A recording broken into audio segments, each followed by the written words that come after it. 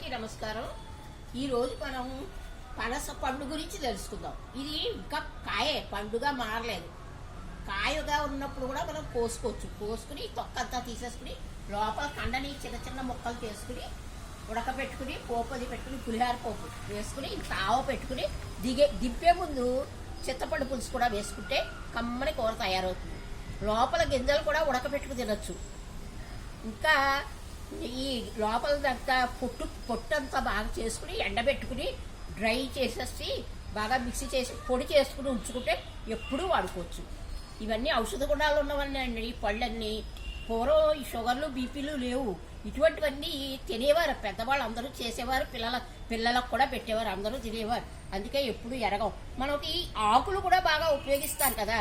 బుట్టలను తయారు చేసి వినాయక చవితికి వినాయకుడికి నైవేద్యానికి అందులో పోసి ఇడ్లీలాగా ఇడ్లీ పిండి అందులో పోసి కుక్కర్లో పెడితే చక్కగా ఉడుకుతాయి. అప్పటిదాకా తినేవారు పిల్లలు. అలాంటివన్నీ చిట్కాలు ఉపయోగించేవారు పెద్దవాళ్ళు. అందుకే షుగర్లు బీపీలు లేవు అప్పుడు. అందరికీ నమస్కారం.